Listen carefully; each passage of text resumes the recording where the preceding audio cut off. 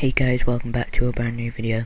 Today we're going to be doing something different. I'm inside of Roblox Studio and I'm going to be showing you how to make a basic door. So what this door does is when you walk into it, it becomes slightly see-through and you can walk through it, and then a few seconds later you can't walk through it anymore. So let's get right into the video.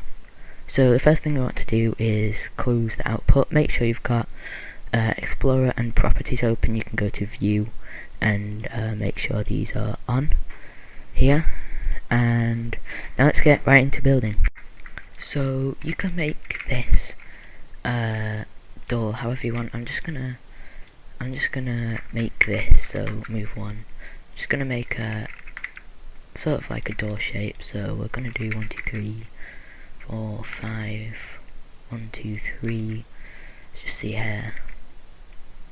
Let's make this. I think I'll make it 4 by 8, and then we can call this door if we want.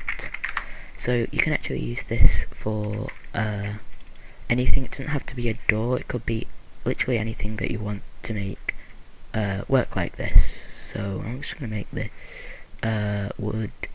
Okay, so I finished designing my door. It can look however you want, and as you can see it doesn't actually work, and that's because we need to add a script into it, and this is a very simple script and I'm going to show you how to do this right now. So if we just close this and let's get right into the script. So you're going to want to go to your door over here or whatever you want, and please note that this doesn't actually work for models. So if you have grouped things together, that will not work. It only works for a single part. So we're just going to add in a script. So we can call this whatever we want. I'm just going to leave it as script. And now you can make if you want this to be so it only opens for the player who goes in, then you would add in a local script right here and do the exact same thing. But I'm going to be using a normal script, so this will so when someone touches it, it will open and everyone will see it that it's open, instead of people walking through doors. If you would use a local script, you would be seeing people walking through doors. So we're just going to be using a script here, but like I said, you can use a local script if you want. And we're just going to write script.parent.touched connect function, and that'll be that. We're just going to do like hit or something here, and then this basically says that the script's parent, which is this, what it's inside of, if it's touched then this will happen, and hit is just what it's being touched by. So now we're just going to say local humanoid equals hit dot parent find first child humanoid, and then we'll do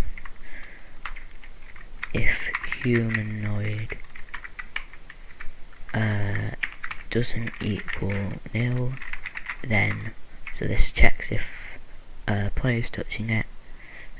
And then what we'll do is we'll do script.parent.can collide equals false, and then wait, and then in here we'll wait however many seconds you want the door to stay open for. So I'm just going to do 5, and then we'll do script.parent.can collide equals true.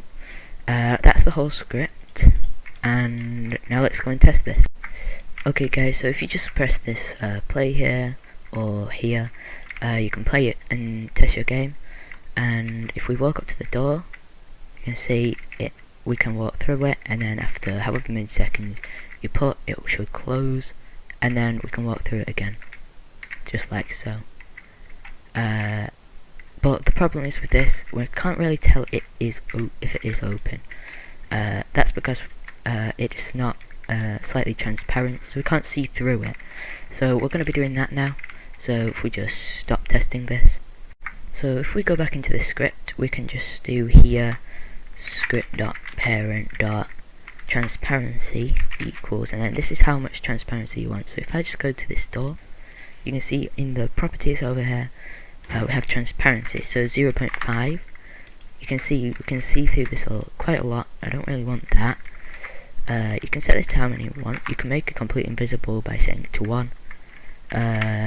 Let's do 0.25. I'm gonna make this 0.1, I think, so we can see through that like that.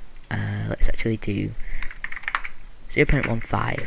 That looks pretty good to me.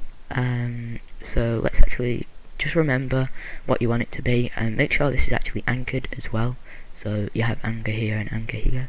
Just make sure that is on. We actually need to keep this on 0 though.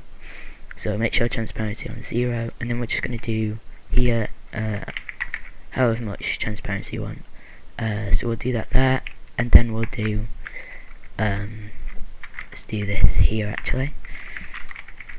Transparency equals, and then 0, so that just sets it back to normal, and that's it. We can close the script off. That's the whole script completely done, and now let's go and test this. Okay guys, so I've just started testing the game, and now let's see what happens. So as you can see, we can walk through it and it becomes slightly see-through, and after a few seconds, see, now it is not see-through and we cannot go through it. You see our camera cannot go through it. That means we cannot go through it if we walk through. Now we can see slightly through it, and then it's not. So however much you set that weight to, like I mentioned before, is however long it actually lasts. Okay, that's a little broken. So as you can see, actually, this is broken. See, it's closing pretty fast. Let's just fix itself. But that's because we're touching it more than once. So that kind of just does a bunch of stuff. So it kind of runs it. So you see, it's kind of freaking out a bit. So we're actually going to fix that now if we stop. So what we just need to do, go into the script again. This is the very last thing to do. We're just going to do local debounce. We can call this whatever we want. Equals false. So here we'll just do. Oh, whoops. Here we'll just do. Oh god, what am I doing?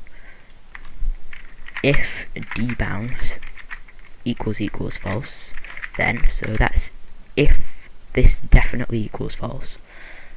And then we'll just copy that and put that in there. So we've already said that this is false, and it's just going to check if it is false, and then we're going to make it true. So it equals true, and then at the bottom here we'll do debounce equals false again. So basically we're saying it's false at the very start, so it's going to be false when we start playing the game. But then if it equals false, if it definitely equals false, then we're going to make it true. So it's going to then it's going to open all this. It's going to open the door, let us pass. But if we walk through it again before it's closed, so if it's still open and we walk through it, this isn't actually going to open it again while it's still open, if you know what I mean. Because it doesn't equal false anymore. We've just made it true there. And then once it's closed, it makes it false again, which means we can go through it again. So that is properly the whole script done. And now if we test this one last time, it should work perfectly. Okay, so I'm in the game again, and if we walk through here, you can see it opens, and if we walk through it more once, see, it still remains as it was. It's not freaking out. If we walk through it multiple times, it's perfectly fine. It's going to stop 1, 2, 3, 4, 5, and then it's going to stop. If we walk through 1, 2, 3, 4, 5, and it stopped again, and it's not going to freak out because we've not called that function multiple times. So yeah, that's perfectly fine. That should be good. See, it's all working. And that's that's it for today's video. I just want to show you one last thing before we end the video. So if we go back into the script, I want to tell you one last time, this number right here, in between these brackets where this weight is right here, if I just do this, you can see it more clearly, this weight right here, this is how many seconds it waits. So I set mine to 5, which is 5 seconds before, so this opens the door, and this closes the door, and it waits however much number this is. So if this is 5, that's 5 seconds it's going to wait before it closes the door. So if I set this to 10, it will wait 10 seconds before it closes the door. If I set this to 100, it would wait, so the door would be open for 100 seconds. So this is how much, you can set this to anything, 1, half a second, 1/10 of a second, I think that is. You can set this to absolutely anything. I'm going to keep mine at 5 because it just seems the best. You can make it 3 maybe, that will close a bit faster, and so on. So that's that. Hope you guys enjoyed this video. I hope this helped you with the video, with making your game or anything really. I hope this helped, and make sure to like the video if it did help, and see you guys all later. Peace out and goodbye.